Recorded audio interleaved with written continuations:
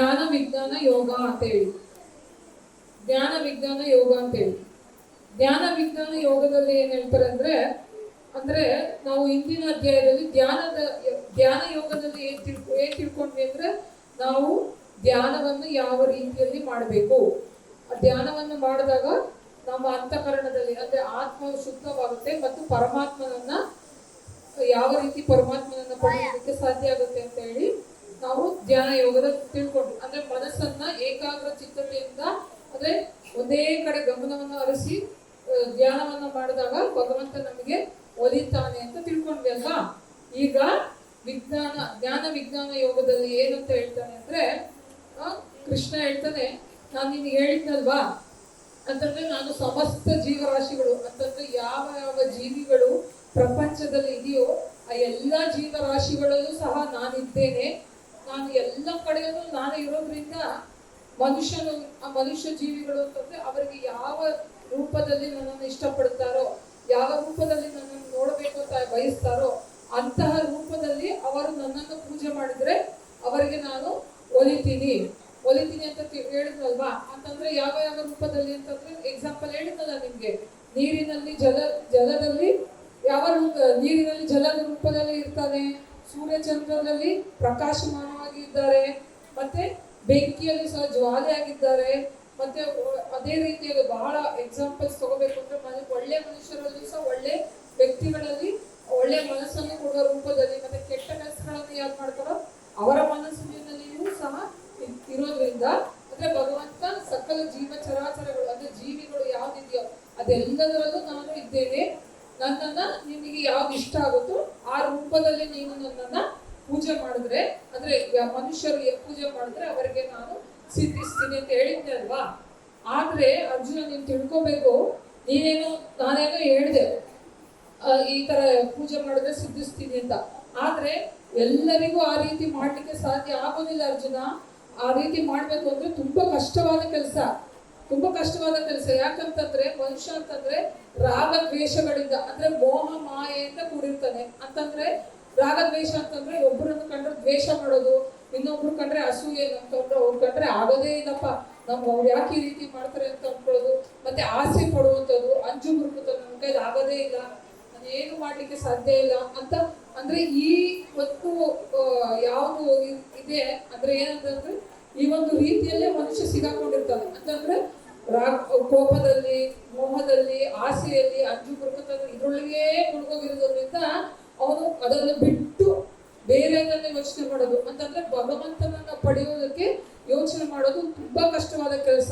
ಮತ್ತೆ ಆ ರೀತಿಯಾಗಿ ಯೋಚನೆಯನ್ನ ಮಾಡಿಕೊಂಡು ಯಾರು ಒಳ್ಳೆಯ ರೀತಿಯಲ್ಲಿ ಬರ್ತಾರೆ ಅವರು ಮುಂದಿನ ಹಾದಿಯಲ್ಲಿ ಬರ್ತಾರೆ, ಅವರು ನನ್ನನ್ನ ಸೇರುವಂತವರಾಗಿರ್ತಾರೆ ಅಂತ ಹೇಳ್ತಾರೆ. ಮತ್ತೆ ನಿಮ್ಗೊಂದು ಎಕ್ಸಾಂಪಲ್ ಹೇಳ್ಬೇಕು ಅಂತಂದ್ರೆ ರಾಗದ್ವೇಷ ಅಂತ ಇದ್ರ ಬಗ್ಗೆ ಒಂದು ಎಕ್ಸಾಂಪಲ್ ನಿಮ್ಗೆ ತಿಳಿಯಬೇಕು ಅಂತ ಎಕ್ಸಾಂಪಲ್ ಹೇಳ್ಬೇಕು ಅಂತಂದ್ರೆ ನಿಮ್ಗೆ ರಾವಣ ಗೊತ್ತಲ್ವಾ?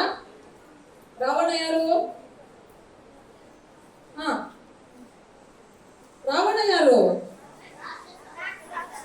ರಾಕ್ಷಸ, ರಾಜ ಅಲ್ವಾ? ಮೊದಲನೇದಾಗಿ ಒಂದು ರಾಜ, ರಾಕ್ಷಸ ಅಲ್ಲ.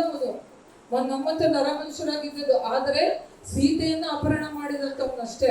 ಒಂದು ರಾಕ್ಷಸನ ರೂಪದಲ್ಲಿ ಇರ್ಲಿಲ್ಲ, ನರ ಮನುಷ್ಯನ ರೂಪದಲ್ಲಿ ರಾಜನಾಗಿದ್ದಂಥವನು ರಾಮನ ಹೆಂಡತಿ ಸೀತೆಯನ್ನ ಅಪಹರಣ ಮಾಡಿ ತನ್ನ ಲಂಕೆಯಲ್ಲಿ ಕರ್ಕೊಂಡ್ಬಂದು ಇರಿಸ್ಕೊಂಡ. ಅಂದ್ರೆ ಮೋಹಕ್ಕೆ ಒಳಗಾದ, ಮೋಹದಲ್ಲಿ ಇದ್ದವನು. ನನಗೆ ಅವಳು ಬೇಕು ಅಂತ ಹೇಳಿ ಅವಳನ್ನು ಕರ್ಕೊಂಡ್ಬಂದು ಅವನ ಆಸ್ಥಾನ ಅಂದ್ರೆ ಲಂಕೆಯಲ್ಲಿ ಒಂದು ಜಾಗದಲ್ಲಿ ಇಟ್ಟುಕೊಂಡು ಇದ್ದವನಲ್ವಾ ಅವನು ರಾವಣ. ರಾಕ್ಷಸ ಅಲ್ಲ ಅವನು, ಆಯ್ತಾ, ರಾಜ ಅವನು ಏನ್ ಮಾಡ್ದ? ಆ ರೀತಿಯಾದ ತಪ್ಪು ಕೆಲಸವನ್ನು ಮಾಡ್ದ. ಆದ್ರೆ ನೀವು ಇನ್ನೊಂದು ವಿಷಯವನ್ನು ತಿಳ್ಕೊಬೇಕು. ಅವನಿಗೆ ಇನ್ನೊಂದು ಮುಖ ಅಂತಂದ್ರೆ ಅವನಿಗೆ ದೇವರಂದ್ರೆ ತುಂಬಾ ಭಕ್ತಿ, ದೇವರನ್ನು ಸದಾ ಪೂಜೆ ಮಾಡ್ತಿದ್ದ ಅವನು. ದೇವರಂದ್ರೆ ಅವನು ಆ ದೇವರ ಕೆಲಸಗಳನ್ನು ಮಾಡಬೇಕು ಅಂದ್ರೆ ಶ್ರದ್ಧಾ ಭಕ್ತಿಯಿಂದ ಪೂಜೆಯಿಂದ ಅಂದ್ರೆ ಎಲ್ಲಾ ರೀತಿಯಲ್ಲೂ ಮಾಡ್ತಿದ್ದ. ಅವನಿಗೆ ಶಿವ ಅಂದ್ರೆ ಬಹಳ ಇಷ್ಟವಾದ ದೇವರು. ಹಾಗಾಗಿ ಅವನು ಶಿವನನ್ನು ಕುರಿತು ತಪಸ್ಸನ್ನು ಮಾಡ್ತಾನೆ. ಶಿವನನ್ನು ಕುರಿತು ತಪಸ್ಸನ್ನು ಮಾಡೋದು ಅಂದ್ರೆ ಅಷ್ಟು ಸುಲಭವಾದ ಕೆಲಸ ಅಲ್ಲ ಮಕ್ಕಳೇ. ತಪಸ್ಸು ಮಾಡಬೇಕು ಅಂತಂದ್ರೆ ಅದಕ್ಕೆ ಅದರ ರೀತಿಯಲ್ಲಿ ತುಂಬಾ ಕಠಿಣವಾದ ಕೆಲಸ. ಅದನ್ನು ಸಹ ಅವನು ಮಾಡಿಕೊಂಡು ಶಿವನನ್ನು ಒಲಿಸ್ಕೊತಾನೆ.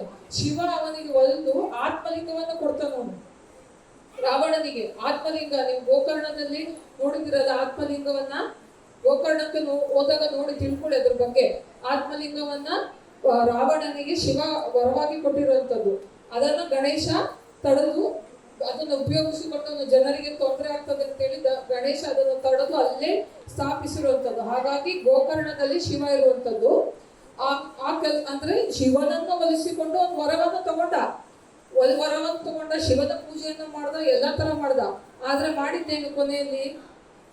ಸೀತೆಯನ್ನ ಅಪಹರಣ ಮಾಡಿದ್ನಲ್ವಾ? ಇದು ಒಳ್ಳೆ ಕೆಲಸವಾ? ದೇವರನ್ನ ಪೂಜೆ ಮಾಡ್ತೀನಿ, ದೇವರು ನಂಗೆ ವರ ಕೊಟ್ಬಿಟ್ಟಿದ್ದಾನೆ ಅಂತೇಳಿ ಬೇರೆ ಬೇರೆ ಕೆಟ್ಟ ಕೆಲಸಗಳನ್ನ ಮಾಡ್ಕೊಂಡೋದ್ರೆ ಅದು ದೇವರಿಗೆ ಪ್ರಿಯ ಆಗುತ್ತಾ? ಸಾಧ್ಯವೇ ಇಲ್ಲ. ಅದು ಆ ಕೆಲಸ ಮಾಡಿದ್ರೆ ಅದು ಪ್ರಿಯಕರವಾಗೋದಿಲ್ಲ, ದೇವರಿಗೆ ಇಷ್ಟ ಆಗಲ್ಲ.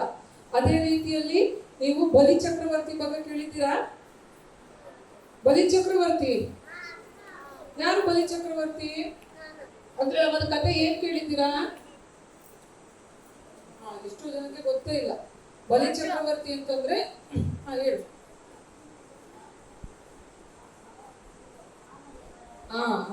ಹೌದು, ಬಲಿ ಚಕ್ರವರ್ತಿ ಅನ್ನೋನು ಅವನು ಸಹ ಎಲ್ಲರಿಗೂ ಉಪಕಾರವನ್ನ ಮಾಡ್ತಾ ಇದ್ದ. ಅವನು ಏನಂತಂದ್ರೆ ಅಶ್ವಮೇಧ ಯಾಗವನ್ನ ಕೈಗೊಂಡಿದ್ದ. ಋಷಿಗಳಿಗೆ ಅಂದ್ರೆ ತಮ್ಮ ಗುರುಗಳಿಗೆ ತಾನು ಸಹ ಅಂದ್ರೆ ಅವರಿಗೆ ಗೌರವವನ್ನು ಕೊಡ್ತಾ ಇದ್ದ. ಅವರಿಗೆ ಏನು ಕಾಣಿಕೆಯನ್ನು ಕೊಡ್ಬೇಕು ಆ ರೀತಿಯಾಗಿ ಕೊಡ್ತಿದ್ದ. ಜನಗಳಿಗೆ ಅಶ್ವಮೇಧ ಯಾಗ ಮಾಡಿದಾಗ ತಾನು ದಾನವನ್ನು ಮಾಡಬೇಕು ಅಂತ ಹೇಳಿಕೊಂಡು ಅಶ್ವಮೇಧ ಯಾಗ ಮಾಡುವ ಸಮಯದಲ್ಲಿ ಯಾರು ಬಂದು ಅವನನ್ನು ಏನನ್ನ ಕೇಳ್ತಾರೋ, ಅವನಿಗೆ ನನಗೆ ಇದು ಬೇಕು ಅಂತ ಕೇಳಿದ್ರೆ ಅವನ ಹತ್ರ ಇರುವಂತ ವಸ್ತು ಏನನ್ನ ಕೇಳಿದ್ರು ಸಹ ಅವನು ದಾನವನ್ನ ಕೊಡ್ತಿದ್ದ ಅಂತಂದ್ರೆ ಆ ರೀತಿಯಾದ ಒಳ್ಳೆ ಕೆಲಸಗಳನ್ನ ಮಾಡ್ತಿದ್ದ. ಆದ್ರೆ ಏನ್ ಮಾಡ್ತಿದ್ದ ಅವನು? ದೇವತೆಗಳ ಇಂದ್ರನಲ್ಲಿ ಹೋಗಿ ಅವನಿಗೆ ತೊಂದರೆ ಕೊಡ್ತಿದ್ದ. ನಾನೇ ರಾಜನಾಗ್ಬೇಕು, ನೀನು ಇಂದ್ರ ಪದವಿ ಅಂತ ಹೇಳಿ, ನಾನೇ ಇಂದ್ರನಾಗ್ಬೇಕು, ನಾನೇ ದೇವರು ಅಂತ ಹೇಳಿ ಅವನಿಗೆ ಹಿಂಸೆಯನ್ನು ಕೊಡ್ತಿದ್ದ. ಯಾವ ರೀತಿ? ನಾನೇ ಎಲ್ಲರೂ ನನ್ನನ್ನೇ ಪೂಜೆ ಮಾಡ್ಬೇಕು, ದೇವರನ್ನಲ್ಲ ನನ್ನನ್ನೇ ಪೂಜೆ ಮಾಡ್ಬೇಕು ಅಂತ ಹೇಳಿ ಹಿಂಸೆಯನ್ನ ಮಾಡ್ತಿದ್ದ. ಆ ರೀತಿಯಾಗಿ ಮಾಡಿಕೊಂಡು ದಾನ ಧರ್ಮಗಳನ್ನು ಮಾಡ್ತಾ ಇದ್ರೆ ಅದು ಒಳ್ಳೆ ಕೆಲಸ ಆಗುತ್ತಾ? ದೇವರನ್ನ ಪೂಜೆ ಮಾಡ್ದ, ದಾನ ಧರ್ಮ ಮಾಡ್ದ, ಒಳ್ಳೆ ಕೆಲಸ ಮಾಡ್ದ. ಆದ್ರೆ ಇಂದ್ರನ ಹತ್ರ ಹೋಗ್ಬಿಟ್ಟು ನೀನು ಪದವಿಯನ್ನು ಬಿಟ್ಕೊಡು, ನನಗೆ ಪದವಿ ಬೇಕು ಅಂತ ಅವನಿಗೆ ಅದರಲ್ಲಿ ಮೋಹ ಉಂಟಾಯ್ತಲ್ವಾ? ನನಗೆ ಪದವಿಯ ಮೋಹ ಆಯ್ತು, ನನಗೆ ಬೇಕು ಅಂತ ಹೇಳಿ. ಆಗ ಏನಾಯ್ತು? ಕೃಷ್ಣ ವಾಮನ ಅವತಾರ ಅಂದ್ರೆ ಕುಬ್ಜನಾಗಿ ಬಂದಲ್ವಾ? ಕತೆ ಗೊತ್ತಲ್ವಾ? ವಾಮನ ಅವತಾರವಾಗಿ ಬಂದು ಬಲಿ ಚಕ್ರವರ್ತಿಯಲ್ಲಿ ವರವನ್ನು ಕೇಳ್ತಾನೆ. ನನಗೆ 3 ಜಾಗವನ್ನು 3 ಹೆಜ್ಜೆ ಇಡುವಷ್ಟು ಜಾಗವನ್ನು ಕೊಡು ಅಂತ ಕೇಳ್ತಾನಲ್ಲ. ಆ ಕಥೆ ತಿಳ್ಕೊಬೇಕಂದ್ರೆ ಇನ್ನು ಸಮಯ ಬೇಕಾಗುತ್ತೆ. ಈಗ ಸಮಯ ಇರೋದ್ರಿಂದ ಸಣ್ಣದಾಗಿ ಹೇಳ್ತೀನಿ. ಆಗ ಹೇಳಿದಾಗ ಸಹ ಆ ಕೆಲಸವನ್ನು ಸಹ ಅವನು ಅವಾಗೇನಾಗುತ್ತೆ? ಕೃಷ್ಣ ಅವನಿಗೆ ವಾಮನನಾಗಿ ಬಂದು ಅವನನ್ನ ಸಂಹಾರ ಮಾಡ್ತಾನೆ. ಅಂದ್ರೆ ದೇವರಿಗೆ ಇಷ್ಟ ಆಗಲ್ಲ. ಒಳ್ಳೆ ಕೆಲಸ ಮಾಡಿದೆ ಅಂತ ದೇವರ ಹೆಸರಲ್ಲಿ ಒಳ್ಳೆ ಕೆಲಸ ಮಾಡಿದೆ ಅಂದ್ಬಿಟ್ಟು ತಪ್ಪು ಕೆಲಸಗಳನ್ನು ಮಾಡಿಕೊಂಡಿದ್ರೆ ಅಧರ್ಮದ ದಾರಿಯಲ್ಲಿ ಹೋದ್ರೆ ಭಗವಂತ ಹೆಲ್ಪ್ ಮಾಡಲ್ಲ, ಅವನಿಗೂ ಸಹ ಶಿಕ್ಷೆಯನ್ನು ನೀಡಿದ. ಮತ್ತೆ ಅದೇ ರೀತಿಯಾಗಿ ನಾವು ಇಲ್ಲಿ ತಿಳ್ಕೊಂಡಿರುವಂತ ದುರ್ಯೋಧನ ಯಾವ ರೀತಿಯಲ್ಲಿ ಇದ್ದಾನೆ? ನೀವೆಲ್ಲ ನೋಡಿದ್ರಲ್ಲ, ಅವನಿಗೆ ಹುಟ್ಟಿನಿಂದಲೂ ದ್ವೇಷ, ಹೊಟ್ಟೆ ಕಿಚ್ಚು, ಅಣ್ಣ ತಮ್ಮ ಅಂದ್ರೆ ಪಾಂಡವರ ಮಕ್ಕಳನ್ನು ಕಂಡ್ರೆ ಆಗೋದಿಲ್ಲ, ಪಾಂಡವರು ಅಂದ್ರೆ ಆಗೋದಿಲ್ಲ. ನಮ್ಮ ರಾಜ್ಯವನ್ನು ಕಿತ್ಕೊಂಡಿದ್ದಾರೆ, ನಮಗೇನು ಒಳ್ಳೇದನ್ನೇ ಮಾಡ್ತಾ ಇಲ್ಲ ಇವರು. ಹಾಗಾಗಿ ಅವರನ್ನು ನಾನು ಅಂದ್ರೆ ಹುಟ್ಟಿನಿಂದ ಅವನಿಗೆ ದ್ವೇಷ ಇತ್ತು. ಆದ್ರೆ ಮಕ್ಕಳೇ ಅವನಲ್ಲಿ ಒಂದು ಒಳ್ಳೆಯ ಗುಣ ಸಹ ಇತ್ತು. ಏನಂತಂದ್ರೆ ಅವನು ಕರ್ಣನನ್ನು ಸ್ನೇಹಿತನಾಗಿ ಪಡೆದಿದ್ದಲ್ವಾ? ಕರ್ಣ ಯಾರು ಹೇಳಿ? ಮಹಾಭಾರತದಲ್ಲಿ ಬರ್ತಾನಲ್ವಾ? ಅಂದ್ರೆ ದುರ್ಯೋಧನ ಸ್ನೇಹಿತನಾಗಿ ಪರಿಚಯನಾಗುವಂಥದ್ದು. ಕರ್ಣ ಯಾರು? ಅವನು ಸೂತಪುತ್ರ ಅಂದ್ರೆ ಕೆಳಜಾತಿಯಲ್ಲಿ ಹುಟ್ಟಿರುವಂತವನು ಅಂತ ಹೇಳಿ ಎಲ್ಲ ಕಡೆ ಇರುವಂತದ್ದು. ಅವನ ಜಾತಿಯಿಂದ ಅವನನ್ನು ಪ್ರಚಲಿತ ಮಾಡಿರ್ತಾರೆ. ಹಾಗಾಗಿ ಅವನು ಯಾವಾಗ ರಾಜ್ಯದಲ್ಲಿ ಬಂದು ಅವನಿಗೆ ಧನುರ್ವಿದ್ಯೆ ತುಂಬಾ ಚೆನ್ನಾಗಿ ಕಲ್ತಿರ್ತಾನೆ. ಅವನು ಅದನ್ನ ಪ್ರದರ್ಶನ ಮಾಡಿದಾಗ ಯಾರು ಒಪ್ಪೋದಿಲ್ಲ ಅವನಿಗೆ. ಯಾಕೆ ಒಪ್ಪೋದಿಲ್ಲ? ಅವನಿಗೆ ವಿದ್ಯೆ ಇದೆ, ಅವನಿಗೆ ಶಕ್ತಿ ಇದೆ. ಅದಕ್ಕಂತ ಅದನ್ನ ಕೆಳಗೆ ಮಟ್ಟದಲ್ಲಿ ಮಾಡ್ಲಿಲ್ಲ. ಏನಂತಂದ್ರು? ನೀನು ಸೂತಪುತ್ರ, ನಿನ್ನ ಜಾತಿ ಸರಿ ಇಲ್ಲ, ನಿನ್ನ ಜಾತಿ ಮೇಲ್ಜಾತಿ ಅಲ್ಲ, ನಿನ್ನ ಜಾತಿ ಒಂದು ಕೆಳಜಾತಿ. ಹಾಗಾಗಿ ನೀನು ಇಲ್ಲಿ ರಾಜ್ಯದಲ್ಲಿ ನಮ್ಮೊಟ್ಟಿಗೆ ಸೇರಕ್ಕೆ ಅರ್ಹ ಇಲ್ಲ, ನೀನು ಸರಿ ಇಲ್ಲ ಅಂತ ಹೇಳಿ ಬೈತಾರೆ. ಆದ್ರೆ ದುರ್ಯೋಧನ ಏನ್ ಮಾಡ್ತಾನೆ? ಅದೆಲ್ಲವನ್ನು ಮೆಟ್ಟಿ ಏನ್ ಮಾಡ್ತಾನ ಅವನು? ಕರ್ಣನನ್ನ ತನ್ನ ಸ್ನೇಹಿತನಾಗಿ ಮಾಡ್ಕೋತಾನೆ. ಅಂತಂದ್ರೆ ಜಾತಿಯನ್ನು ಅವನು ನೋಡೋದಿಲ್ಲ. ಜಾತಿ ನನಗೆ ಬೇಕಾಗಿಲ್ಲ, ನನಗೆ ಅವನು ಧನುರ್ವಿದ್ಯೆಯಲ್ಲಿ ತುಂಬಾ ಪ್ರವೀಣನಾಗಿದ್ದಾನೆ, ಅವನಿಗೆ ಅಷ್ಟು ವಿದ್ಯೆ ಇದೆ, ನಾನು ಅವನಿಗೆ ಸ್ನೇಹಿತನಾಗಿ ಅಂತ ಮಾಡ್ಕೋತೀನಿ ಅಂತ ಹೇಳಿ ಅವನನ್ನ ಸ್ನೇಹಿತನಾಗಿ ಮಾಡ್ಕೋತಾನೆ. ಮತ್ತೆ ಅವನಿಗೆ ಒಂದು ರಾಜ್ಯವನ್ನು ಬಿಟ್ಟುಕೊಟ್ಟು ಅವನ ರಾಜ್ಯಭಾರವನ್ನು ಮಾಡುವ ರೀತಿಯಲ್ಲಿ ಮಾಡ್ತಾನೆ. ಅಂತಂದ್ರೆ ದುರ್ಯೋಧನಲ್ಲೂ ಒಳ್ಳೆ ರೀತಿ ಇತ್ತು, ಒಳ್ಳೆ ನಡತೆ ಇತ್ತು. ಆದ್ರೆ ಅವನು ಮಾಡಿದ ಕೆಲಸ ಏನು? ಅಸೂಯೆ ದ್ವೇಷದಿಂದ ಅಣ್ಣ ತಮ್ಮಂದಿರ ಮೇಲೆ ದ್ವೇಷ ಪಡ್ಕೊಂಡು ಯುದ್ಧಕ್ಕೆ ಹೋದ. ನಾನು ಯುದ್ಧವನ್ನು ಮಾಡಿ ಇವರನ್ನೆಲ್ಲ ಸಾಯಿಸಿಬಿಡ್ತೀನಿ, ನನಗೇ ರಾಜ್ಯ ಬೇಕು ಅಂತೇಳಿ ಅಸೂಯೆ ಪಡ್ಕೊಂಡಿದ್ದ. ಹಾಗಾಗಿ ಅವನನ್ನ ಕೃಷ್ಣ ಬಿಟ್ನ ಅಥವಾ ದೇವರು ಬಿಟ್ರ? ಇವನು ಹೋಗ್ಲಿ ಅಲ್ಲೇನೋ ಒಳ್ಳೆ ಕೆಲಸ ಮಾಡಿದಾನೆ, ಇಲ್ಲಿದೇವ್ರ ಮಾಡ್ತೇನೆ ಅಂತ ಬಿಟ್ನ? ಇಲ್ಲ ಅಲ್ವಾ? ಅಂದ್ರೆ ಪ್ರತಿಯೊಂದು ವಿಷಯದಲ್ಲೂ ನಾವು ಮಾಡುವ ಕೆಲಸದಲ್ಲಿ ಕಾರ್ಯದಲ್ಲಿ ಇರಬಹುದು, ಮತ್ತೆ ಮನಸ್ಸಿನಲ್ಲಿಯೂ ಸಹ ಯಾವುದೇ ರೀತಿಯಲ್ಲೂ ಸಹ ನಾವು ತಪ್ಪು ಭಾವನೆಯನ್ನ ಇಟ್ಕೋಬಾರ್ದು.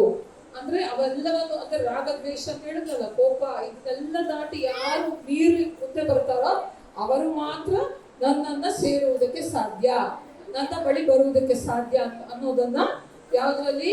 ಜ್ಞಾನ ವಿಜ್ಞಾನ ಯೋಗದಲ್ಲಿ ಕೃಷ್ಣ ಅರ್ಜುನನಿಗೆ ಹೇಳಿರುವಂಥದ್ದು.